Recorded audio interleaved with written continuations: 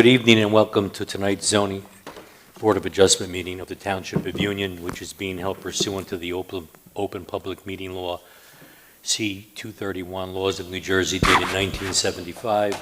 Notice of this meeting was advertised in the local source, the newspaper of record, and notice has been posted on the bulletin board in the municipal building adjacent to the municipal clerk's office. Roll call. Mr. Bentavegana is absent. Mr. Johnson? Here. Mr. Graves? Here. Ms. Martins is absent. Ms. Scott? Here. Mr. McNeil? Here. Mr. Wiley? Here. And Mr. Champion? Here. There being a quorum present, this meeting is now declared open. Mr. Manguso, at this time, are there any communications? No, there are no communications at this time, Mr. Chairman. We could proceed with tonight's meeting. The case this evening is calendar number 3426, 2155 Route 22 Realty LLC, located at 2135 through 2145 and 2155 Route 22 West, Block 4003, Lot 7 and Lot 9.01. Applicant wishes the alteration and conversion of the showroom to a maintenance center. Mr. Pulaski, would you like to begin tonight's meeting? Good evening. My name's Paul Pulaski. I represent the applicant.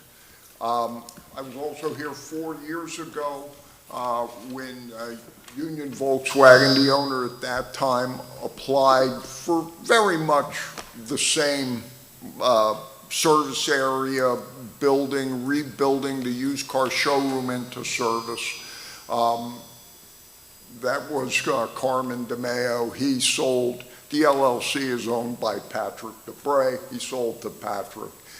And so we have gone back and forth with the service area, wanting to bring service to the site. Right now we have we don't have a good service situation. Our cars are being served at Autoland. Our customers don't like it, and just, more traffic. And so we wanted to come on this site. The original plan that this board approved 4 years ago, we have massaged, and really the real change is that the customer contact points, the lounge where the customers stay, it's been updated. Everybody, they come, they want to sit there for their car, they want to be on their laptop and work and whatnot, and then the service riders. So those were the changes that were made. The building was realigned a little bit, but that's it. We really do hope the board will see it 4 years later like you did 4 years ago. Without wasting any more time, we have our engineer, and he's going to explain what we're doing. Can the engineer hear me? It's Rob Pansul, the board attorney. Yep. I ask you to swear or affirm that the testimony you provide this evening is the truth and the whole truth. Yes, sir. For the record, just state and spell your name with your business affiliation. Joseph Bacci, B-A-C-H-I, EKA Associates, 328 Park Ave, Scotch Plains, New Jersey. Thank you. So I'll just go ahead and run through the plans. Just for the record, too, Mr. Butcher. Sorry. I did mark A1, the application, as it was submitted by council with the supporting materials. And A2 is EKA's 5-page site plan and the 1-page survey. So it's A1 and A2. So unless you colorize or change any of that, we'll pick up from there. Do you want me to mark these site plans, or you just have them on the record? A2 is the one as submitted. Unless it's colorized or changed, we'll mark it accordingly going forward, starting at A3. Mr. Bacci, would you mind stating your credentials? Oh, yes, sorry. 2012 graduate of Rutgers University with the BS in Civil Engineering. I've held a license in civil engineering since 2016. I've appeared before numerous boards throughout the county and state, including the Union Planning Board. The board will accept his credentials. Okay, so, Mr. Principal, I'm sorry, but the site plan was Exhibit A. A2, the 5 pages with the 1-page survey. Okay. I'll start by... For the record, too, I did note the board has in their packets the resolution from calendar number 3356, which was the zoning board's approval that council mentioned in his opening. So they are familiar with that. It's from 2019 of October 23rd. So just for the board's edification, to try to streamline this a little bit, anything in that resolution is still governed unless it changes tonight. So, and then council will make the roadmap, and I'll note it for a new resolution ultimately. So assuming if they act favorably, we're going to refer kind of to the old resolution, so we're not reinventing the wheel. Noted. So I'll go through A2. I'll be brief since you guys, it sounds like the board is familiar with it.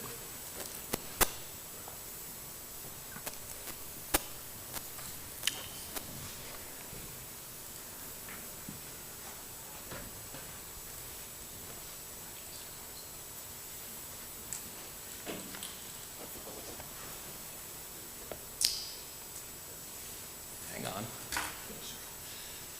I always have trouble with this.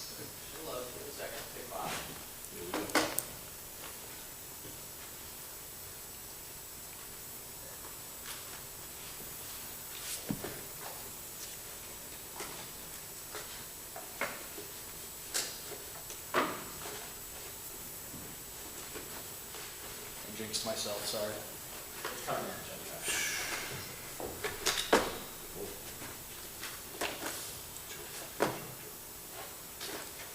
This one right here?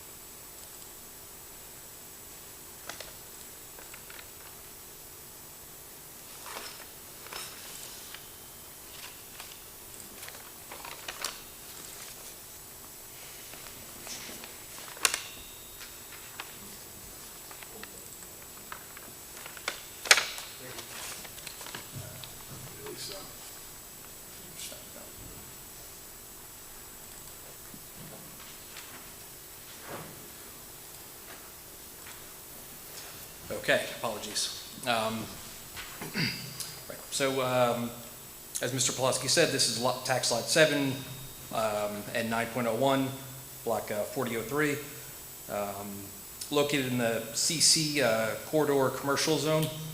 It's our typical cover sheet here. You can see the zoning map in the center, just to set the scene of where this site is located.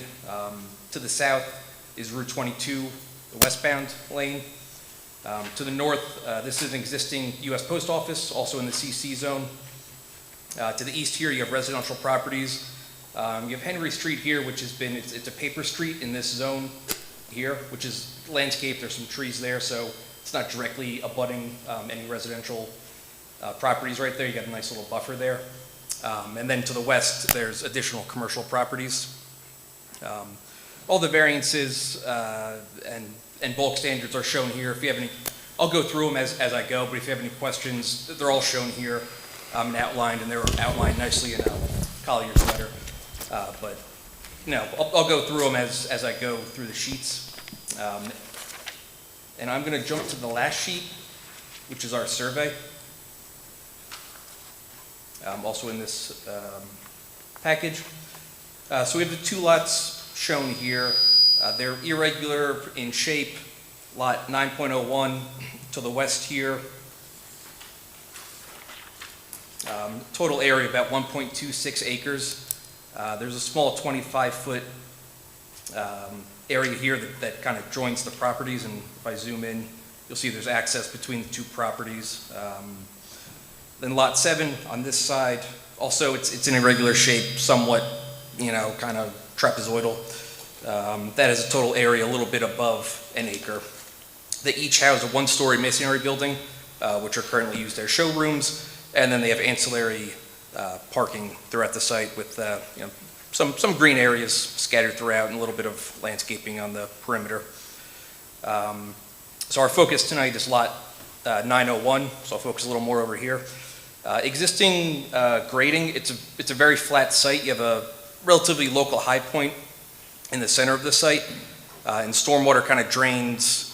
There's a couple outlets for it. It's curbed around the edges here and for much of it along 22. So stormwater kind of generates from the center and goes out, along the curb and out here to the north and then onto 22.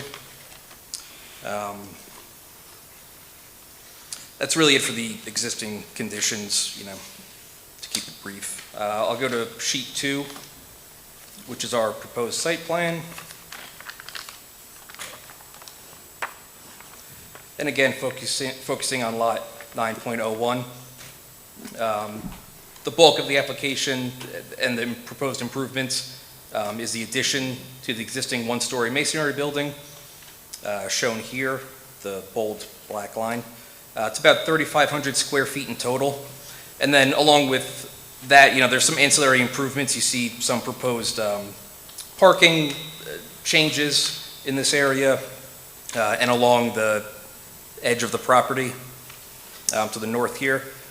Some pavement repair just around the building and where the new parking layout will be. Additionally, there is a proposed 23-foot high LED message sign located in the grassed area to the west. The requirement's 20 feet. We're looking for 23 feet. There's another sign located on lot 7, which is 20 feet, so we don't want to block that sign, so we're looking for a different height there, so that doesn't get blocked. There is an additional sign located on lot 901. It's all the way on the other corner of the site, so while only one is required, they're not right on top of each other. It's a relatively long frontage here, so they're still separated, not bunched up. Let me interrupt you on that. The LED sign, is that identical to the sign at Planet Honda in size? It is? Yes. Okay. And that's a case of they have one, so Volkswagen wants one? Yes. Yeah, okay, Yeah. thank you. And if you're familiar, I'm sure you guys are all familiar with 22, there's tons of similar signs. The one caveat I'll note for the record from the past approval does reference reasonable regulations to the standards for messaging, and that has to do with the way that things flash. I think that's through the building. There's regulations, in essence, that needed to be adhered to. It's noted as a condition in the past. We would abide by that. We'll note that going forward for any new signage as well, Yep. especially messaging type signages, which most of them are these days. Yes, agreed. I'll also note the other two signs located on each property. They just have the Volkswagen logo. They're not LED or anything. Just the logo and with the sign, showroom. Additionally, related to signs, there's two awning signs existing on each side here of the building. Those will be removed. There's also two wall signs, again on the corner here, one facing Madison Ave, one facing more towards 22. That's an existing nonconformity that we're planning to not modify. I think that really covers it for the site plan. All of the improvements are on which lot? The lot we're looking at? Yes, Okay. yes, no Nothing improvements to happening lot over 7. on the other lot. Yeah, zoomed out there. Yeah, so no improvements proposed here on lot 7. It's all contained within 9.01 and, generally just on this kind of western half, or eastern half, excuse me. Are you going to show the interior? Yeah, we do, of yes. the- All right. Yeah, I'll do that after I go through the civil plans. One other point to make, there is, Yeah, you need to be close to the mic. Oh, Any minutes, I'm every sorry. minute for minutes. there is a requirement for parking to be 10 feet off the building. We are proposing 6 feet. It's limited to just this one space here, which we kind of had to push a little closer to the building in order to fit, maneuverability getting into the proposed addition and service area. And I will note that the existing condition, there's 0-foot setback, so it is, still an improvement there, even though we are under the 10. I will move to the grading plan, that's sheet 3 of this set. We do have a grading insert here. The grading changes are very minor. We're essentially just keeping the same grading that we have, the same stormwater pattern. You can see this 100 contour tying into the building and coming out of the building here. That is very similar to, you see this grade outline. That's the existing 100 contour, and that's kind of the local high point. So we're maintaining that. It's tying in to the building, and stormwater will continue to, will continue to, high point in this area and drain out here to the north and drain towards 22. Aside from that, the grading is really just done to support the addition, no major changes, and, to confirm ADA compliance for these proposed ADA spaces in this area. Moving to sheet 4, the lighting and landscaping. Again, very minor modifications. The existing building has 2 building lights that conflict with the footprint of the addition, shown here and here where my cursor is. So we're essentially just replacing those. We have 1 light on this edge of the addition, 2 on this edge, and 1 here. So a total of 4 building-mounted lights, 12.5 feet tall. You can see there's no spillover from these lights onto the adjacent properties, just limited to illuminating our site. We also do have not landscaped, but a green area here. The existing impervious coverage is 89.1%, and we are reducing that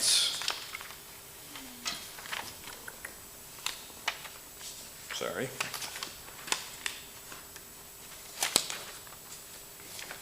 Yeah, 88.5. So a slight reduction, just trying to get a little bit closer to the allowable percentage.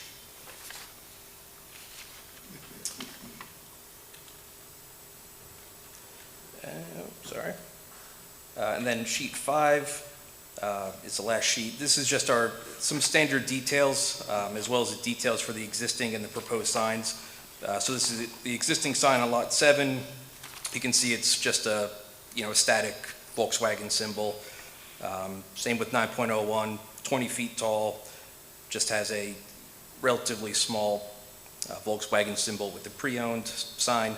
And then this is where the electric, this is the detail, generic detail for the LED message sign, 23 feet tall total, 20 foot wide, and that'll be located kind of in between these 2 signs. That's it for our site plans. We have a couple exhibits I can go through, unless you guys have any questions now, or should I just run through? Are there any board are there any board members that would like to question Mr. Bocci's testimony? Just have one, and it's concerning utilities. Is there any anticipated upgrades on the utilities for this addition, the existing utilities? But not anticipated, but if needed, we'll upgrade if needed, but we don't anticipate it at this time. I think the existing utilities will be fine to service the building. Any other questions? Hearing none, are there any members of the public that would like to question Mr. Bocci's testimony? Hearing none, would you like to continue? Sure. I'll start with, this was requested in the Collier's letter. They made a comment just wanting to confirm access for fire trucks. So we have a vehicle maneuvering plan here. Used a typical SU-47 fire truck. It did print colorized, but you can see, we have access from 22, plenty of room to maneuver through this 15-foot wide corridor here. You do have striping, so they have more room there, but plenty of room to navigate through and come around to the side of the site and get out of the site. I don't know if there's any issues from Colliers with that. If that's acceptable, we'll obviously send you this PDF as well. Why don't we note that as A3 for the record, if that's apart from the site plan? Yep, sure. And we'll call it, I guess, a truck turning exhibit or template. Okay. We do have 2 renderings as well. I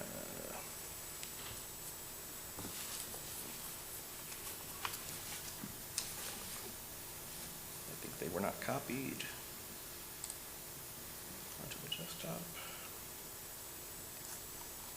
Good for your jump drive. Yeah.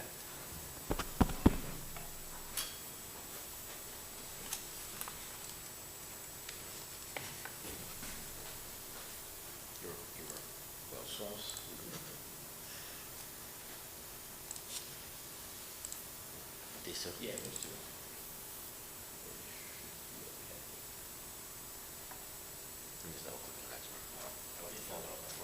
Thank you. So this, I will submit as A4 then? Correct. Okay. This is just a rendering of what the proposed addition will look like. This is it's a photo taken from, with 22 to your back and facing the dealership. So for reference, I mentioned the 2 signs on the corner. This is where the ADA spaces would be, just to get your bearings there, and the rest of the parking lot to the left. So just kind of a 3D model of what the improvements would look like. You have the green area there as well. The existing building will have a parapet wall to match the height of this proposed addition. About 20 feet tall, well under the 35-foot height requirement. And then I'll submit this as A5. This is another rendering taken from Route 22, directly adjacent to the site, of what the LED would look like. So this is the proposed LED sign.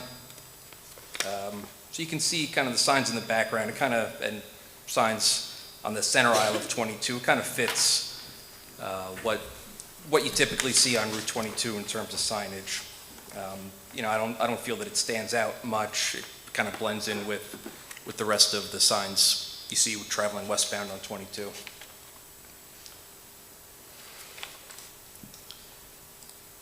And the last exhibit, we do have the architectural floor plans.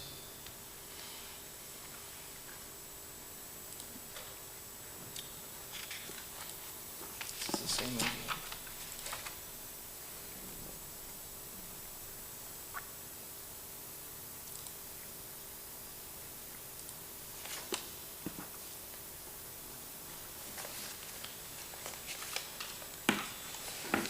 So this is basically showing this is the full building with the addition and what they're planning on doing. So you see the service area here.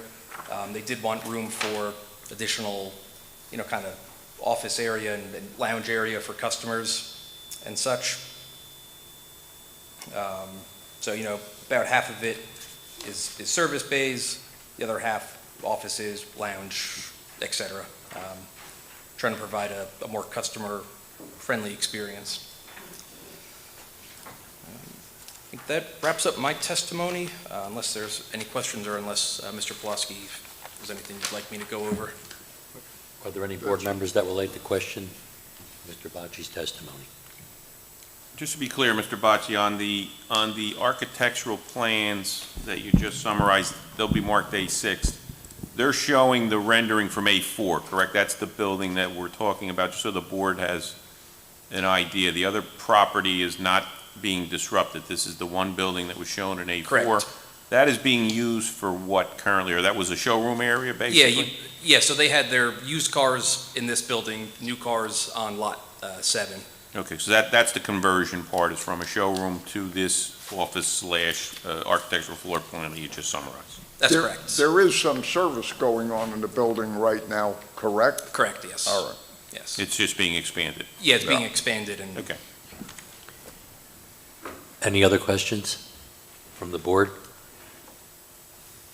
Hearing none, are there any members of the public that would like to question the testimony Mr. Bocci has given this evening. Just to be clear, too, we'll note, we talked Colliers, we're referring to the Colliers letter as part of the record. And I know Mr. Watson's here, I assume he's going to offer planning testimony, but it's the November 10th, 2023 Colliers letter. From an engineering standpoint, Mr. Bocci, you see nothing in that correspondence that the applicant would have a problem complying with, correct? Not at all. Okay, thank you. No, we don't. It's all good. Would you like to call your next witness? Jim Watson, our planner. Jim, are you a planner? Pleasure to see you again, Mr. Watson. Pleasure. Can I ask you to swear or affirm that the testimony you provide this evening is the truth and the whole truth? Yes, I do. And for the record, just state and spell your name with your business affiliation. Sure. James Watson, W-A-T-S-O-N, from EKA Associates, 328 Park Avenue, Scotch Plains, New Jersey. Thank you.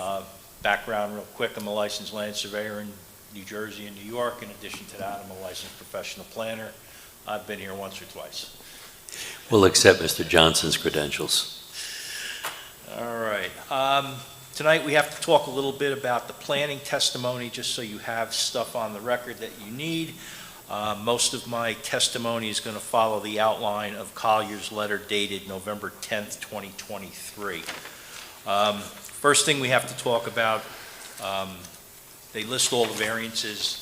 Page 2 starts off with the new variances. The big one tonight that we have to get past is the D1, which is on lot 9.01. The service portion of this dealership is not a permitted use. You have to have special reasons to grant this variance. They come from the purposes of zoning. I believe that we comply with, the first one is A, to encourage municipal action and provide appropriate use and development of all lands in the state in a manner which will promote public health, safety, morals, and general welfare. Going to general welfare, Union is getting to keep an international car brand in the area. This whole area of Route 22 on the westbound side, on the northbound side, or the north side of the westbound lanes, all your car dealerships are located there.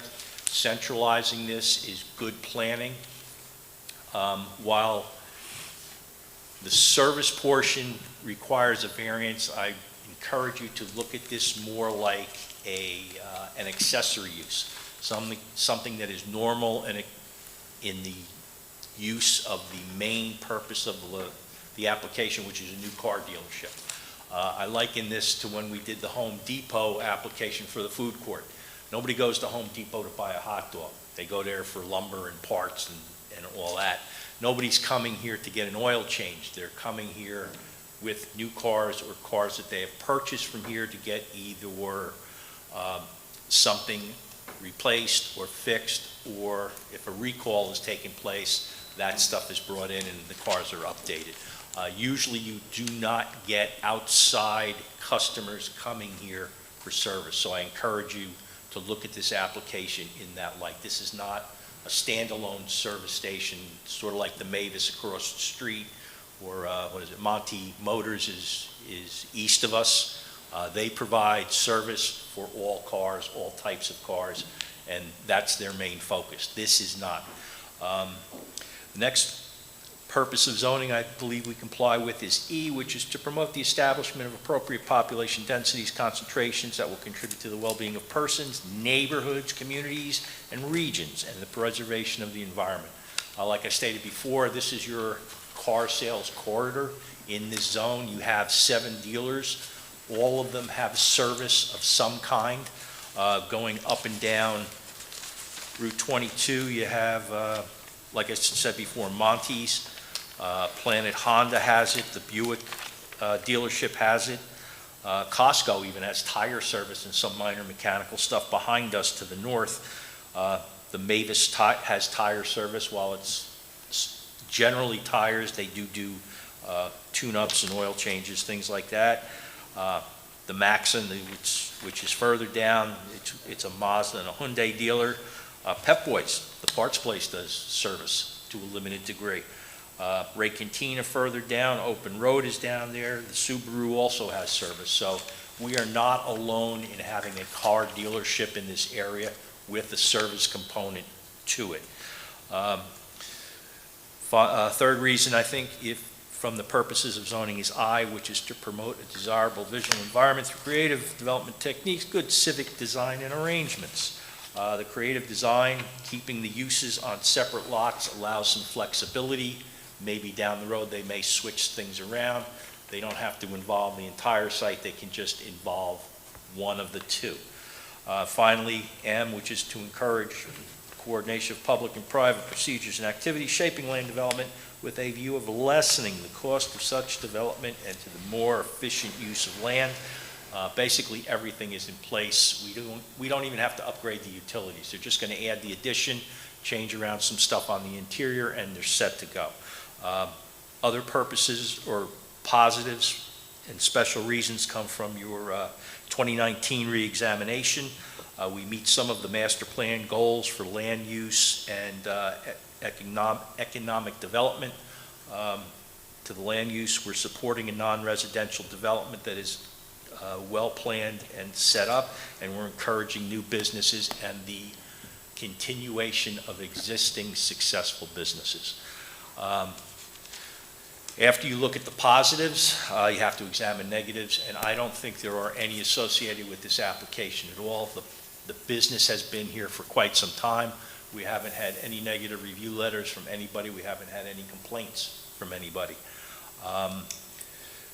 After you deal with the negatives and the positives, you have to come to the conclusion that this site is particularly suited. Again, this has been in place for a long time. Other dealerships up and down the road have operated with the same plan for quite some time without any problems.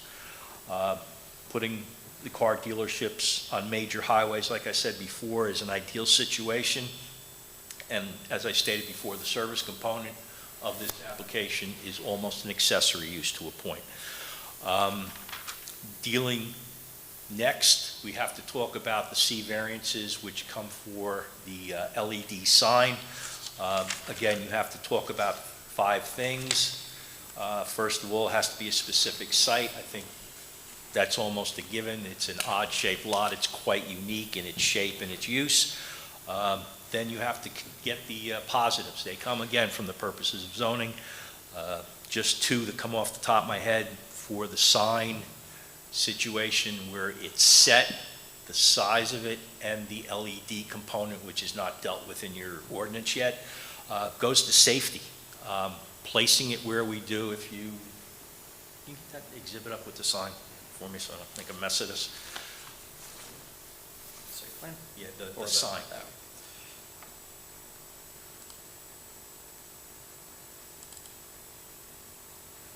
There you go, perfect, thanks. As you can see where the proposed sign goes, this is an actual photograph of the site. We placed the proposed sign to scale so you can see what the drivers and motorists on Route 22 heading westbound will see. We tried not to block out any other signs. The sign is set back at least 20 feet from the curb line of Route 22. We increased the size and the height to make it available to be read. You do have a 50-mile-an-hour speed limit along here. The larger the sign, the easier it is to read, and I can testify as an expert, the older you get, the harder these things get to see. So it gives everybody notice that they're coming up on the Volkswagen dealership, allows them to slow down and enter the site at a reasonable speed. Finally, I believe we comply with special reason E. Again, all of the variances that we're asking for comply or make this a better site, and it keeps the dealership in the area where you have concentrated the auto dealerships in Union.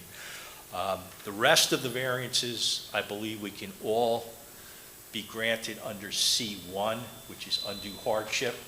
All of them are pre-existing. A couple of them we are making better. We're lessening the impervious coverage slightly. We're moving some things around to get rid of some. We're eliminating some signs on the building to get more in compliance with your ordinance. So other than tearing things down and rebuilding, we're just going to leave things as they are. Third thing you have to deal with, again, are negatives, and again, we have none with this application. Fourth, you have to look at this and come to the conclusion that the benefits of keeping an international dealership, an existing business in town, and all the pluses that come along with that greatly outweigh any negatives, which I said before, I don't see any. And finally, you have to come to the conclusion, and hopefully you agree with me, that you can grant all these C variances without any substantial detriment to your master plan or your zoning ordinance. That concludes the planning testimony. Hopefully, I didn't bore you too much. Any questions? Are there any questions from any board members on the testimony Mr. Johnson has given? Hearing none, are there any members of the public that would like to question Mr. Johnson's testimony? Hearing none, Mr. Bilowski. This dealership has been here for, I think, about 20 years. This is the third owner. Oddly, I've represented all three owners. Patrick is very happy with this site, the current owner, Patrick DeBray, looking to improve the dealership, meet current standards, selling electric cars, servicing them, and hopes the board grants the approvals and variances requested. Don't want to take up any more time. Thank you. Before we continue, would there be any members of the public that would like to comment on this application? Hearing none, at this time, I believe we can conference this. Mr. McNeil, would you like to begin? Yes, thank you, Mr. President. In listening to the professional testimony, I believe that this application was adequately defended. I don't see any negative or detrimental effect that may come out of the approval of this application, so I intend to vote yes. Mr. Johnson. Yes, I agree with my colleague, and I believe it's the improvement to the site and the service area, so it'll be improvement. I intend to vote yes, Mr. Chairman. Mr. Graves. I view this as a positive application. I see no negative impact on the surrounding area. Ms. Scott. Good evening. Yes, I agree with my colleagues. I thought the application was defended very well. Mr. Robertson, the planner, said 3 separate times that there was no negative impacts on the site, and so I'm going to tend to agree with him on that. And I will also be voting yes on this. Mr. Wiley. Yes, I agree with my colleagues. Everything has been said. I mean, if I say anything, it's going to just repeat what the rest of the board members have said. It's a clean application. The site is suitable, and there is no negative aspect to this application. I think it's good, and I'm going to vote yes. As for myself, it is a good, clean application. I see nothing wrong with this application. And based on the testimony placed before the board this evening, I feel the applicant proved and justified both the negative and the positive criteria. So I, too, will be voting yes for this application. At this time, can I have a motion and a second to grant the application?